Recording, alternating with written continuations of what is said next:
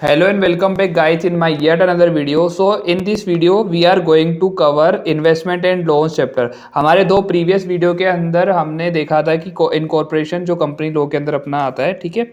तो वो दो वीडियोस आप कवर कर लोगे, वो दोनों अपलोडेड है हमारे, तो उसको रिज्यूम करते हुए हम आगे की तरफ बढ़ते हैं। तो आज हमारी थर्ड क्लास है सीएमए फाइनल लॉ की, और इसमें हम ले रहे हैं इन्वेस्टमेंट एंड लोन्स जो चैप्टर है हमारा वो, ठीक है। तो हम कोशिश करेंगे इस चैप्टर को इस वीडियो के अंदर या फिर नेक्स्ट वीडियो के अंदर ख़त्म करने की। तो बने रहिए वीडियो में। चलो स्टार्ट करते हैं। Investment and loan. Investment and loan एक ऐसा चैप्टर है जो कि कंपनी लॉ और हमारे सिलेबस के हिसाब से काफ़ी ज़्यादा इम्पोर्टेंट हो जाता है, क्योंकि जो कंपनीज़ के लिए इन्वेस्टमेंट एक मोर की होती है। अगर अपन किसी भी एरिया में कंपनी को रन करना चाहते हैं तो इन्वेस्टमेंट और लोन्स के थ्रू ही हमारे जो कैपिटल क्या है रेस होती है, उसके थ्रू ही हमारे पास में पैसा आता है। तो इस पॉइंट ऑफ व्यू से भी इसको पढ़ना काफ़ी ज़्यादा इंपॉर्टेंट हो जाता है इन पर्पस ऑफ द प्रैक्टिकल के हिसाब से, या फिर थ्योरेटिकल कैसे भी ले लो आप, ठीक है। तो इन्वेस्टमेंट से जाने से पहले इसी चैप्टर के अंदर एक अपन पढ़ेंगे डिपॉजिट्स के बारे में। तो पहले मैं उसको पहले ले रहा हूँ स्टार्टिंग में, उसके बाद फिर हम इन्वेस्टमेंट के सेक्शन देखेंगे, जो कि हमारे पास दो सेक्शन है 186 और 187, ठीक है। उसको हम थोड़ा बाद में ले लेंगे, पहले हम डिपॉजिट्स के सेक्शन कवर करेंगे, ठीक है। तो डिपॉजिट्स क्या होता है? डिपॉजिट्स का मतलब क्या होता है? हिंदी में अपन इसको जमाए बोलते हैं। डिपॉजिट एक कंपनी के लिए इनकम का सोर्स होता है, जिसमें क्या होती है कि जो नॉर्मल पब्लिक से हम डिपॉजिट लेते हैं और उसके बदले में उनको कुछ इंटरेस्ट या फिर कुछ मनी का एक्स्ट्रा पार्ट हम उनको करके देते हैं, ठीक है। तो अब डिपॉजिट्स के बारे में हम थोड़ा सा पढ़ते हैं, है ना। डिपॉजिट है ना, उसको हमारे कंपनी लॉ के अंदर सेक्शन 2 सबसेक्शन 31 के अंदर डिफाइन की गई है डिपॉजिट्स की डेफिनेशन। डिपॉजिट का मतलब होता है any receipt by company, any receipt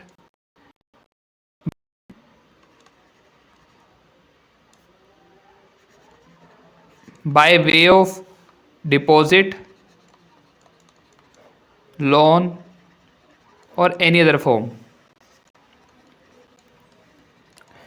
ठीक है। लेकिन इसमें ना कुछ कैटेगरीज है जो कि इंक्लूड नहीं होगी, और वो कौन कौन सी कैटेगरीज है वो मैं आपको आगे चल के बताऊंगा, जो कि रूल 12 के अंदर दी हुई है। जो अभी डिपॉजिट होते हैं ये दो टाइप के हो सकते हैं, एक तो सिक्योर्ड और एक अनसिक्योर्ड, ठीक है। कंपनीज क्या डिपॉजिट एक्सेप्ट कर सकती है? हाँ बिल्कुल कर सकती है। क्या दोनों प्रकार की कंपनीज एक्सेप्ट कर सकती है? दोनों कौन से? जो मेजरली हमारे पास में जो टाइप्स होते हैं कंपनीज के, वो दो टाइप्स होते हैं, प्राइवेट कंपनी और एक पब्लिक कंपनी। दोनों कंपनी डिपॉजिट एक्सेप्ट कर सकती है, लेकिन दोनों के लिए कुछ अलग अलग नियम और प्रावधान बनाए गए हैं। जैसे कि प्राइवेट कंपनी सिर्फ अपने मेंबर्स से डिपॉजिट ले सकती है, लेकिन पब्लिक कंपनी पब्लिक से भी डिपॉजिट ले सकती है, लेकिन इसके लिए भी कुछ नियम और प्रावधान बनाए गए हैं, ठीक है। तो प्राइवेट पब्लिक कंपनी मेंबर से डिपॉजिट ले सकती है और पब्लिक से भी ले सकती है, ठीक है। तो मेंबर्स के बारे में हम पढ़ेंगे सेक्शन 70 के अंदर, और पब्लिक्स के लिए हम सेक्शन 76 के अंदर, ठीक है ना। लेकिन उससे पहले मैं आपको बताना चाहूँगा कि कुछ ऐसे अमाउंट होते हैं जिनको डिपॉजिट के अंदर बिल्कुल भी कंसिडर नहीं किया जाएगा। वो क्या क्या हो सकते हैं? Amount does not covered under deposits, ठीक है। पहला है रिसीव्ड फ्रॉम गवर्नमेंट। अगर हमें गवर्नमेंट से कुछ भी मिलता है इन वे ऑफ ग्रांट, सब्सिडी, या फिर कुछ और भी हमको गवर्नमेंट से मिलता है, उसको डिपॉजिट में कंसीडर नहीं किया जाएगा। जो गवर्नमेंट चाहे हमारी सेंट्रल गवर्नमेंट हो या स्टेट गवर्नमेंट हो या फिर कंबाइंड कुछ भी हो, ठीक है। लोकल अथॉरिटी भी हो सकती है, गवर्नमेंट के थ्रू कुछ भी मिल रहा है हमको, ठीक है।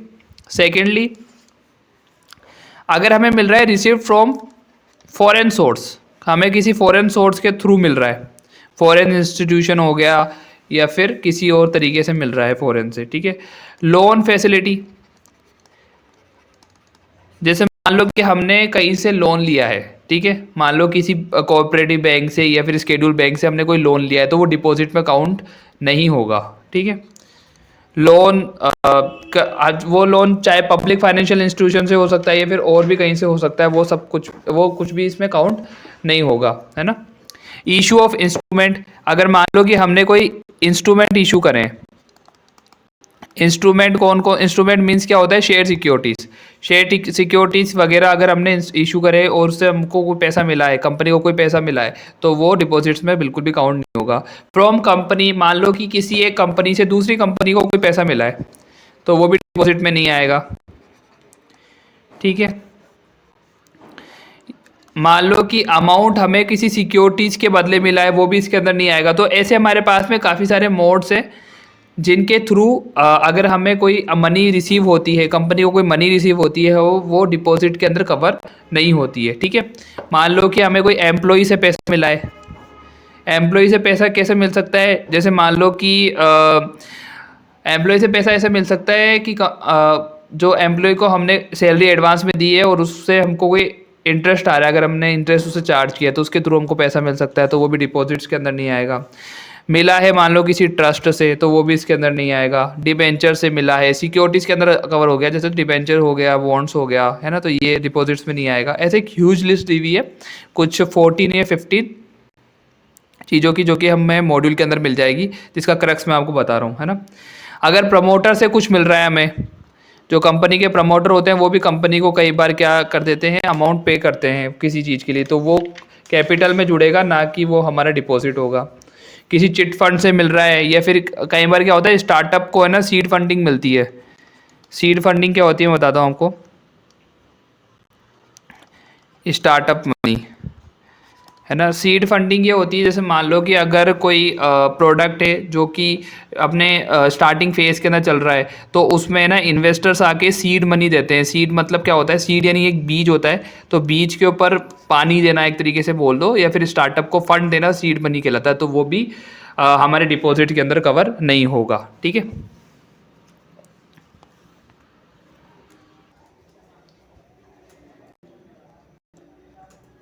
ठीक है, अब ये तो होते हैं कि इनको डिपॉजिट के अंदर कवर नहीं किया जाएगा, है ना। लेकिन अब कुछ कंपनीज ऐसी है जिनको डिपॉजिट्स की कोई लिमिट ही नहीं है, मतलब उनके लिए ये सेक्शन मायने ही नहीं रखता है। तो वो कुछ कौन कौन सी कंपनीज है, ये इंपॉर्टेंट हो जाएगा, याद रखना, एमसीक्यूज के अंदर भी आ सकता है। जैसे मान लो कि बैंकिंग कंपनीज, क्योंकि बैंकिंग कंपनीज का काम ही क्या होता है, डिपॉजिट्स लेना, लोन देना, तो वो एग्जेम्प्टेड है इससे बिल्कुल ही, ठीक है। बैंकिंग कंपनीज हो गई, एनबीएफसी हो गई, हाउसिंग फाइनेंस कंपनी हो गई,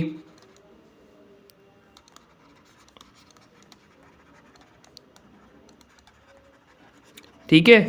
और अदर कोई कंपनी जो कि आरबीआई ने स्पेसिफाइड करी है ना, इन कंपनीज को क्या होता है कि ये एग्जेम्प्टेड होती है डिपॉजिट्स के सेक्शन के लिए, यानी मतलब ये अनलिमिटेड डिपॉजिट ले सकती है, या फिर जो भी रूल प्रिस्क्राइब्ड है ये वाले सेक्शंस उनके ऊपर अप्लाई नहीं होते। 4 कंपनीज के बारे में मैंने आपको बताया, banking companies, NBFC, housing finance company, और फिर any other companies prescribed by RBI, ठीक है। इन कंसल्शन विद द सीजी, ठीक है। ये सब कुछ अपन को मॉड्यूल में मिल जाएगा, मैं आपको दिखा भी दूंगा, लेकिन मैं क्या है कि एक बार क्रक्स आपके माइंड में बनाना चाहता हूँ मॉड्यूल पढ़ने से पहले, ठीक है। तो आगे बढ़ते हैं हम, है ना। अब हमारे पास में हमने एक बार डिपॉजिट का क्रक्स देख लिया कि डिपॉजिट्स क्या होते हैं, किन कंपनीज के ऊपर अप्लाई होते हैं, ठीक है। अब हम जा रहे हैं सेक्शन 73 के ऊपर। सेक्शन 73 क्या था, मैंने अभी आपको बताया था, public deposit except by members, मतलब डिपॉजिट फ्रॉम मेंबर्स, ये दोनों के ऊपर लगेगा, चाहे पब्लिक कंपनी हो या फिर प्राइवेट कंपनी हो, ठीक है। प्राइवेट कंपनी तो मेंबर से ही ले सकती है डिपॉजिट, पब्लिक कंपनी मेंबर से भी ले सकती है और नॉर्मल जनरल पब्लिक से भी ले सकती है, ठीक है। लेकिन इस सेक्शन के अंदर हम डिपॉजिट फ्रॉम मेंबर देख रहे हैं, तो ये दोनों कंपनीज के ऊपर नॉर्मली अप्लाई होगा, ठीक है। सेक्शन 73 ऑफ कंपनीज एक्ट, ठीक है। हम इसको अभी स्टार्ट करते हैं। कंपनी मेंबर से डिपॉजिट ले सकती है, मैंने आपको बताया था, ठीक है। लेकिन इसमें क्या है कि सेंट्रल गवर्नमेंट ने कुछ रूल्स बताए गए, उस रूल्स के थ्रू ही हमको डिपॉजिट एक्सेप्ट करना पड़ेगा मेंबर से, ठीक है। तो उसके कुछ प्रोसीजर्स है, वो हम प्रोसीजर्स बताता हूँ आपको। सबसे पहले हमको एक जनरल मीटिंग बुलानी पड़ेगी और उसमें एक ओआर पास करना पड़ेगा, ठीक है। जनरल मीटिंग क्या होती है आपको पता ही है, आप इंटर में पढ़ गए हो। ओआर क्या होता है ये भी आपको पता है, 50% और मोर की जो मेजोरिटी के साथ में अप्रूवल होती है उसे ओआर बोलते हैं, ऑर्डिनरी रिजोल्यूशन, ठीक है। तो पहला स्टेप क्या हो गया, जनरल मीटिंग कॉल करो और ओआर पास करो। सेकेंड स्टेप क्या हो जाएगा हमारे पास में, एक सर्कुलर प्रिपेयर होगा। सर्कुलर प्रिपेयर होगा, वो किस में होगा, डीपीटी 1 में होगा। डीपीटी क्या है, डिपॉजिट्स के फॉर्म से, डीपीटी 1। इसके अंदर हमारे क्या जाएगा, कंपनी की फाइनेंशियल पोजीशन जाएगी, ठीक है। कंपनी की फाइनेंशियल पोजीशन जाएगी, साथ में क्रेडिट रेटिंग जाएगी। जैसे हमारा सिबिल स्कोर होता है ना, वैसे कंपनी की क्या होती है, क्रेडिट रेटिंग्स होती है, ठीक है। क्रेडिट रेटिंग जाएगी, डिपॉजिटर्स का नाम जाएगा कि कौन कौन हमारे डिपॉजिटर्स होने वाले। अब डिपॉजिटर्स का नाम जाएगा, ये क्या है कि यहाँ पे क्यों जा रहा है, अगर मान लो कि ये डिपॉजिट फ्रॉम पब्लिक होता तो यहाँ पे डिपॉजिटर का नाम क्यों नहीं जाता, क्योंकि वो डेटा बहुत ह्यूज हो जाता। लेकिन अभी डिपॉजिट फ्रॉम मेंबर है, तो ये क्या है कि बहुत स्पेसिफाइड होगा, कुछ मेंबर्स होंगे 100 200 या फिर मैक्स कितने भी, इतने ज़्यादा नहीं होंगे, इसलिए हम डिपॉजिटर्स का नाम भी इस सर्कुलर के अंदर देंगे, ठीक है। और जो एनी अदर इन्फॉर्मेशन जैसे मान लो एड्रेस वगैरह हो गया, जनरल इन्फॉर्मेशन इस डीपीटी 1 के अंदर जाएगी, ठीक है। थर्ड हमारा क्या जाएगा, एक सर्टिफिकेट प्रिपेयर होगा। उस सर्टिफिकेट के अंदर क्या होगा, जैसे मान लो कि कंपनी ने प्रीवियसली कोई डिपॉजिट्स के लिए अप्लाई किया था और पैसा रेज किया था और उसमें उन्होंने डिफ़ॉल्ट कर दिया, है ना, डिफ़ॉल्ट कर दिया, तो उसके बारे में इंफॉर्मेशन जाएगी। फोर्थ हमारा क्या होगा, है ना, जो हमने सर्कुलर प्रिपेयर करा है डीपीटी 1 के अंदर, डीपीटी 1 के अंदर, और प्लस ये सर्टिफिकेट, मतलब पॉइंट नंबर 2 और पॉइंट नंबर 3 ये आरओसी को फाइल होंगे 30 डेज के अंदर, ठीक है। फिफ्थ हमें क्या करना पड़ेगा, एक डिपॉजिट ट्रस्टी अपॉइंट करना पड़ेगा। डिपॉजिट ट्रस्टी क्या होता है, डिपॉजिट ट्रस्टी होता है जो कि डिपॉजिटर्स के हित में काम करता है, उनके लिए काम करता है। जैसे मान लो कि मैं किसी कंपनी के अंदर डिपॉजिटर बन रहा हूँ, उस कंपनी में पैसा अपना जमा करा रहा हूँ, ठीक है, तो वो मेरे हक के लिए कोई एक डिपॉजिट ट्रस्टी नियुक्त करेंगे जो कि हमारे हक के लिए काम करेगा, है ना, ठीक है। फिर मेंबर्स से उनका जो फीडबैक या फिर सर्कुलर इनवाइट किए जाएंगे, है ना। और फिर क्या होगा कि चार्ज क्रिएट होगा सिक्योरिटीज़ के ऊपर। चार्ज कैसे क्रिएट होता है मैं बताता हूँ आपको ना। जैसे मान लो कंपनी, अगर ये मान लो ये कंपनी है, जैसे चार्ज का मीन क्या होता है, कंपनी कभी भी पैसा रेस करने के लिए अपनी किसी चीज़ को गिरवी रखना चार्ज होता है, तो उसके एक चार्ज क्रिएट करना पड़ेगा, है ना। कि मान लो कि कंपनी ने 200 करोड़ का कोई डिपॉजिट एक्सेप्ट किया, मतलब डिपॉजिट के लिए उन्होंने पैसा लिया, तो उसके बदले में कोई चार्ज होना चाहिए। मान लो कि कंपनी की कोई बिल्डिंग, ट्रेडमार्क, पेटेंट या फिर ऐसा कुछ जिसकी वैल्यू इससे ज़्यादा हो, हाइयर हो, तो उसको चार्ज बोलते हैं, ठीक है। ये सब आप इंटर में पढ़ के आए होंगे, होप सो। इसके अलावा क्या होगा, हम यानी कंपनी डिपॉजिट एक्सेप्ट कर सकती है, एक्सेप्ट डिपॉजिट, और डिपॉजिट की जो रिसिप्ट होगी, वो 21 डेज के अंदर डिपॉजिटर्स को देनी पड़ेगी, ठीक है। और उसके बाद क्या होगा, जैसे डिपॉजिट एक्सेप्ट हो गए, उसके बाद में 20% हमको क्या करना पड़ेगा कि एक अमाउंट ट्रांसफर करना, कहाँ से करना पड़ेगा। जैसे मान लो कि कंपनी ने डिपॉजिट एक्सेप्ट किया, तो उसको क्या है कि नॉर्मल बैंक अकाउंट पे तो नहीं रखेगी, उसके लिए एक अलग बैंक अकाउंट होना चाहिए, और एक बनेगा DRR, डिपॉजिट रिडम्पशन रिजर्व, एक रिजर्व बनेगा।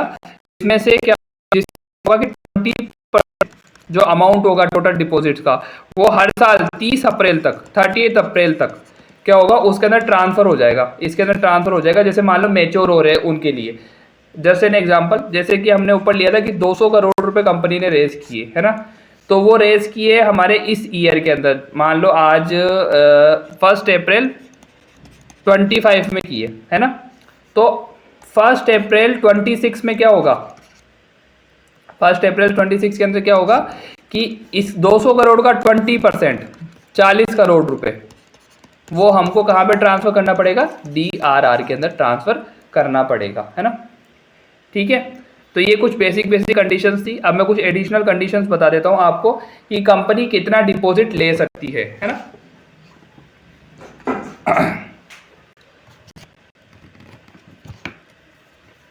एक मिनट,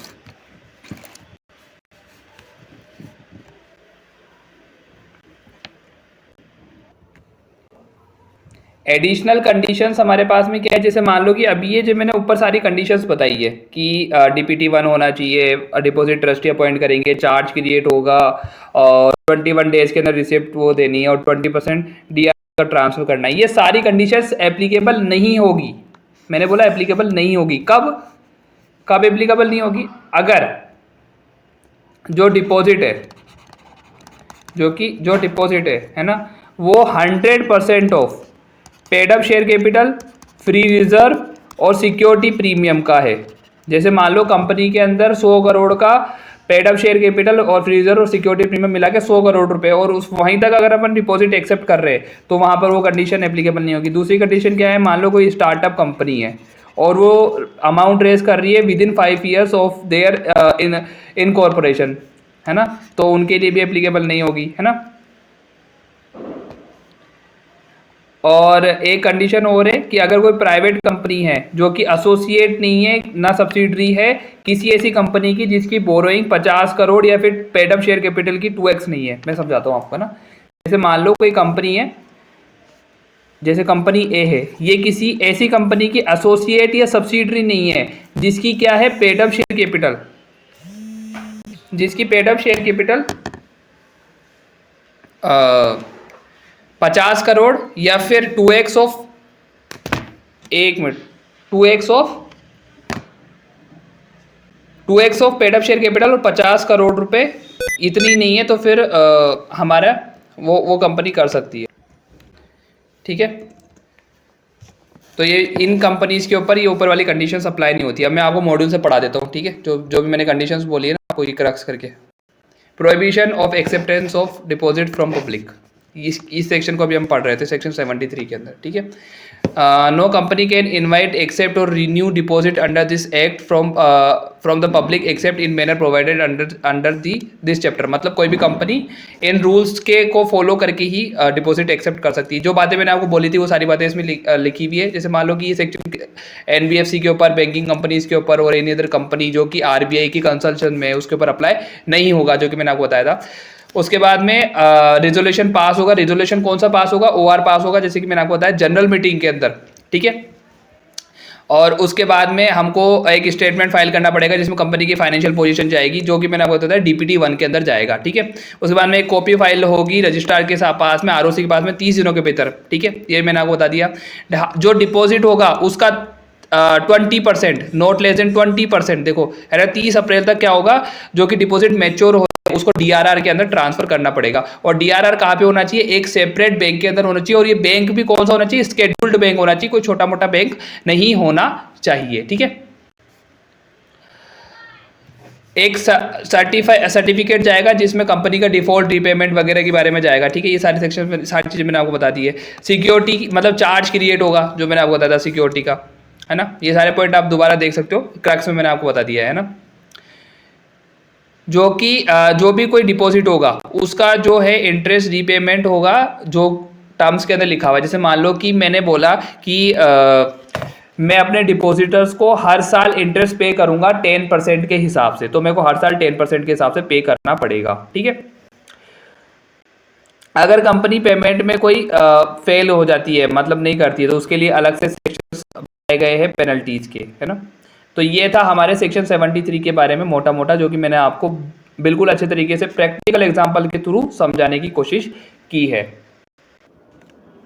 ठीक है, सेक्शन 73 के बाद में अब हम देखते हैं कि डिपॉजिट्स का टेन्योर क्या हो सकता है और कितने % तक डिपॉजिट्स जा सकते हैं। ठीक है, तो उसको हम एक चार्ट के थ्रू समझेंगे। मैं चार्ट बनवा देता हूँ आपको, ये भी होप सो आप अपनी कॉपी में बनाएंगे, है ना। टेन्योर ऑफ डिपॉजिट्स, ये रूल 3 में प्रिस्क्राइब किया गया है।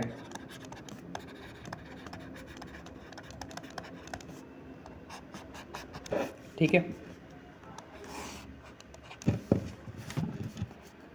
देखो less than 3 month deposit not allowed, not allowed. More than 3 month but less than 6 month, 3 to 6, 3 to 6, ठीक है। अलाउड है, अलाउड है, allowed if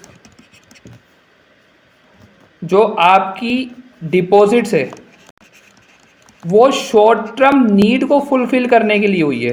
deposit short term need, short term need को फुलफिल करने के लिए हुई है, और वो 10% of paid up share capital, free reserve और सिक्योरिटी प्रीमियम से ज़्यादा नहीं है। कंपनी डिपॉजिट एक्सेप्ट कर सकती है 3 महीने से ज़्यादा और 6 महीने से कम के लिए, अगर वो शॉर्ट नीड को पूरा करने के लिए है, या और उसके साथ में ये एंड कंडीशन है यहाँ पे ना, एंड, ठीक है, और एंड है ना, 10 वो डिपॉजिट जो है 10% of paid up share capital, free reserve, security premium से ज़्यादा नहीं है, ठीक है। उसके अलावा not allowed, not allowed.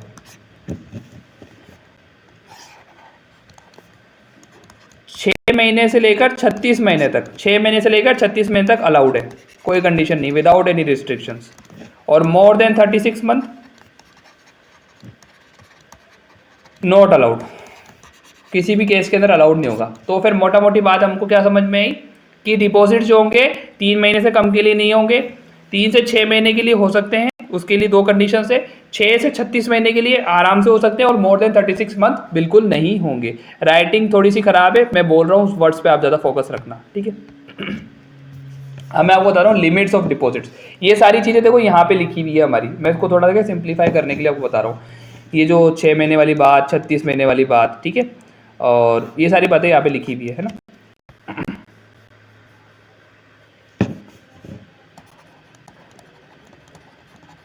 Limits of deposit, limits क्या क्या हो सकती है, इसको हम 2 पार्ट में देख लेते हैं। First one is public company, है ना, पब्लिक कंपनी के लिए लिमिट देख लेते हैं हम अपनी, है ना। पब्लिक कंपनी एलिजिबल है, एलिजिबल यानी एलिजिबल पब्लिक कंपनी, और एलिजिबल कैसे होगी वो मैं आपको ऊपर सेक्शन में बताया, मेंबर्स के लिए कैसे कैसे एलिजिबल हो सकती है, ठीक है ना। तो वो एलिजिबल में भी जैसे मान लो कि हम 2 टाइप हो सकते हैं ना। अगर एलिजिबल गवर्नमेंट कंपनी है वो, क्योंकि गवर्नमेंट कंपनी भी डिपॉजिट ले सकती है। एक मिनट रुकना,